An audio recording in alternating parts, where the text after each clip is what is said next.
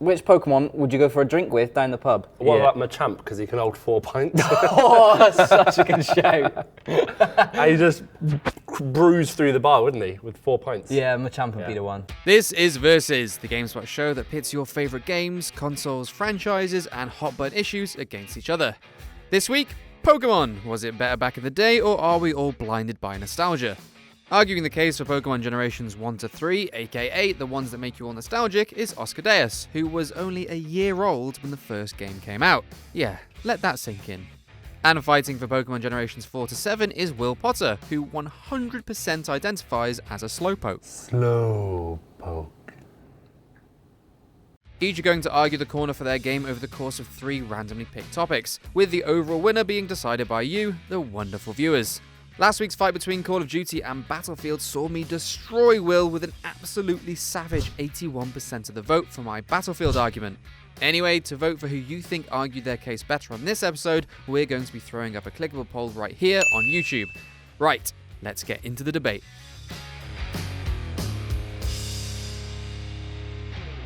A wild Oscar appears.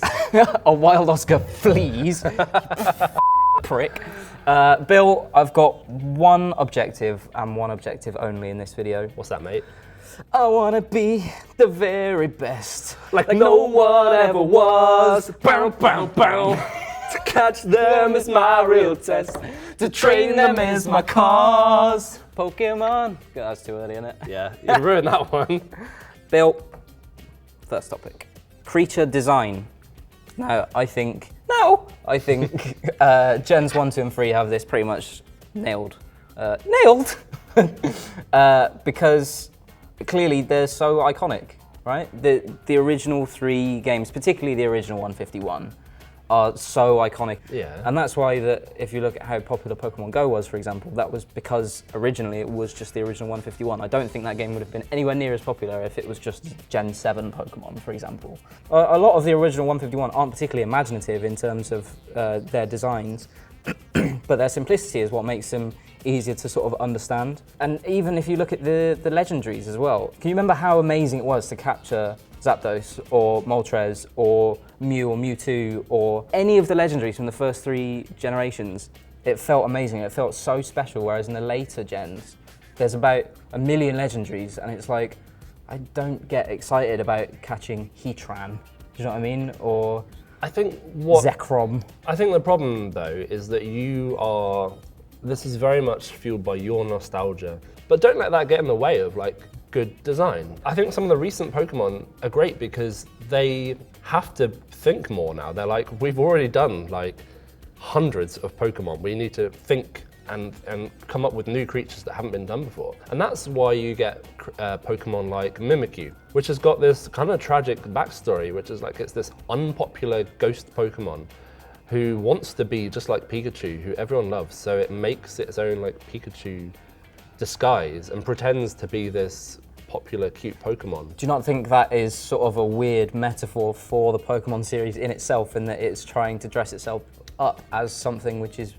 used to be more popular than it is now? It was at its peak in the sort of mid to late 90s, and probably again a year or 2 ago with Pokemon Go. And the reason that I would say those are its 2 peaks of popularity is that those 2 times both included just Gen 1. And then everything in between and everything sort of latter day, Gen 4, 5, 6, 7, I don't think Pokemon has really hit the same heights. And I think that's primarily because the designs just aren't as fun as what they were. Yeah, but I think there are still some really cool Pokemon. Like even like Litten is a cute Pokemon. Like it's not a bad design. Like it's still a great Pokemon.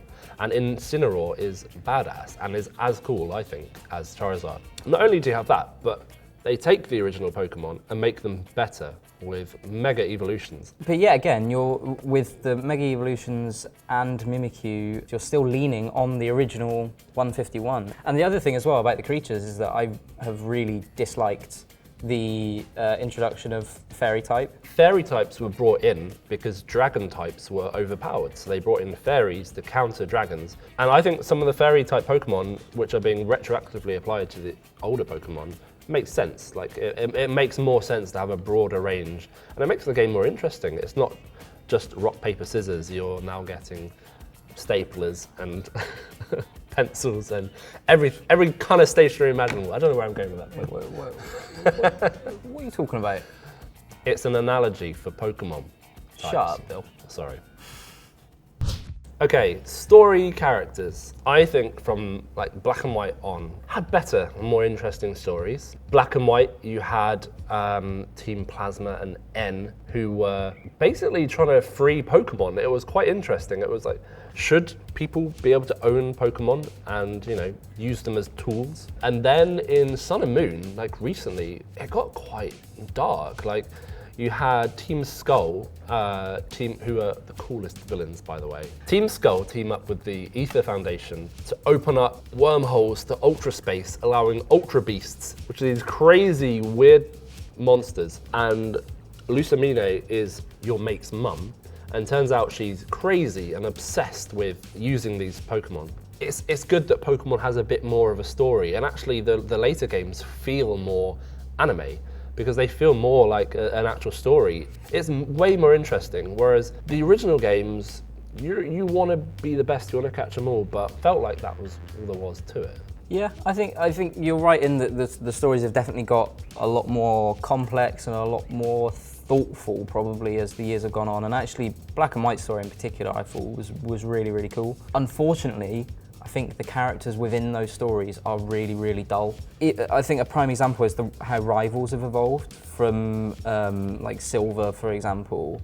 Like they were so interesting because they were horrible, right? They were actual rivals. They kicked you and they stole things, and you felt like you actually wanted to beat them, right? That was where, for me, I didn't need a grand plot about saving humanity or anything like that. I just wanted interesting characters to pull me through that story, whatever that story was. And they were far more interesting than Hao, who is a guy who is nice and likes food. That's not a character, you know? And the same with a lot of the characters in the later games, particularly the rivals. I think the rivals have really gone to pot. But what about Delete N? yourself.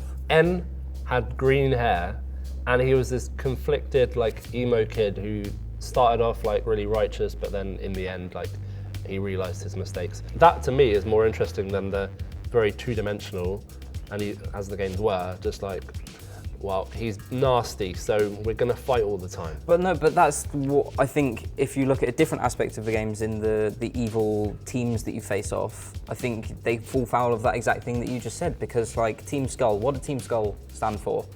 Being bad because it's the dress sense is They fun? looked cool doing it. I mean, so they looked cool doing it, yeah, yeah, but they were ridiculous and they fell over and they were useless and they were a terrible evil team. Whereas someone like Team Magma or Team Aqua, I think, had a genuine motivation. Like, you could see what they wanted to achieve, and those two teams coming together caused a genuine clash and an interesting conflict, right? Whereas Team Skull, it's like, you're evil, I guess. And it's like, great, yeah, you look cool, but like, what are you doing? What are you doing in this world? Why do I care about you? I don't care about Team Skull, I don't care about Team Flare, I don't care about you, Bill, and I want to go home.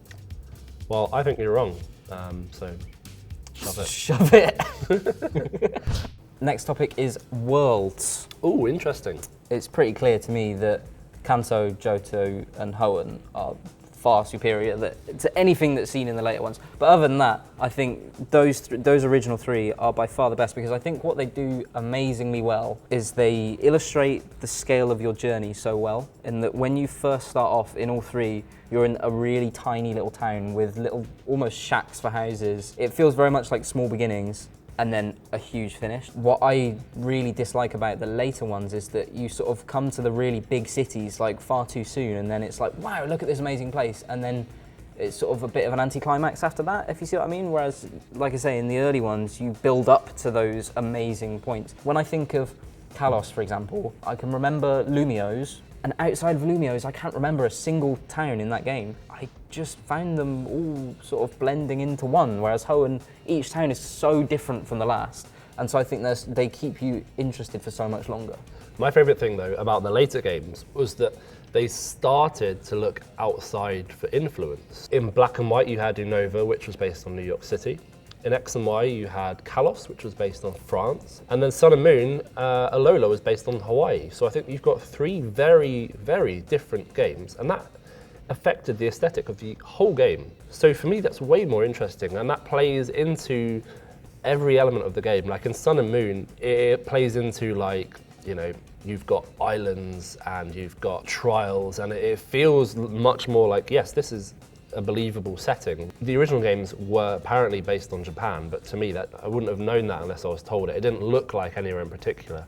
Like X and Y based on France, yes, it does look very French, and it feels like I'm in another country. It felt exciting to go somewhere new. So it was nice to see Game Freak finally bring in sort of outside influences into their games. That's cool, but within each of those regions, it wasn't visually distinct enough for me, at least, because, like you say, they're all distinct from one another in terms of Unova is different to Sinnoh, is different to etc. Whereas in the original three, in Kanto, Johto, and Hoenn, you have that variety within each game. You have Metropolis, and then you have Small Town, and then you have Desert, and then you have Sea, and then you have a gym. Do you know what I mean? And like, I don't like the fact that gyms were completely lost in Alola. That was like the worst bit about Alola for me. Like, I really miss the gyms and the structure that they bring. The trials were cool, but they should have been a side thing for me rather than replacing gyms. I think they have just as much diversity as the other games. I think you're just forgetting, like, they have deserts, jungles, mountains, incredible cities, like the best cities. And cities are my favourite parts of any Pokemon game, because that's where everything happens. Like, I guess we can talk about this as well, like ride Pokemon. Like, instead of having to learn moves, like hidden machines to make your way through the world, instead you just ring up Tauros and be like, all right, mate, can we just go through here, please? Yeah, no problem.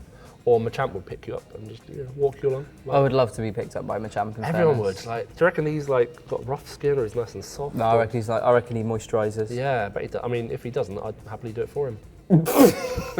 Yeah, I bet you would. We'll wrap things up with that disturbing statement, but who do you think won the debate? Let us know by voting in our poll in the top right corner of the video, or if you're over on GameSpot.com, by putting your thoughts in the comment section below. It'll be your votes who decide who wins, so make yourselves heard. Right, time for this week's Quickfire Round, a series of dumb, fun questions written by the rest of the UK team. Let's see how Will and Oscar get on. Do an impression of your favourite Pokemon. I'll do Slowpoke. Slowpoke's my favourite. Yeah. Slowpoke. I have to work with this, man. How many Pokemon can you name in 10 seconds? All right, you go first. Bulbasaur, Ivysaur, Venusaur, Charmander, Charmeleon, Charizard, Squirtle, Wartortle, Blastoise, Pikachu, Pichu, Raichu, Cyndaquil. I forgot to time you. Which Pokemon would you go for a drink with down the pub? Pikachu's probably a good lad. I reckon he gets wasted after about half a pint though. Yeah, he's tiny, isn't he? But what about Machamp? Because he can hold 4 pints. Oh, that's such a good shout. And he just bruised through the bar, wouldn't he? With 4 pints. Yeah, Machamp would be the one. Yeah. What is, categorically, in your unbiased opinion, the worst Pokemon? I mean, it's Trubbish, isn't it? No. No?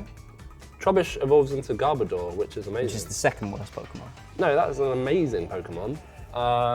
Dunsparce.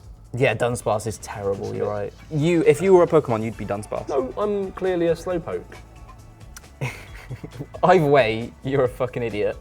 That's what we're saying. Which of these is not a Pokemon? Spotlet. Mega Prick.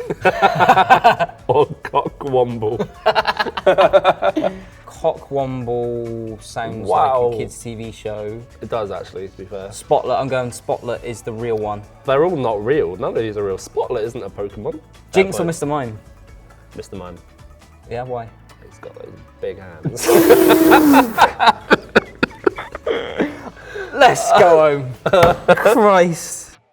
Remember to get your voice heard in our poll or in the comment section below and tell us who you think argued their case better. And if you enjoyed this episode of Versus, make sure to hit that subscribe button as we'll have new episodes of the show every Wednesday. Thank you for watching. See ya!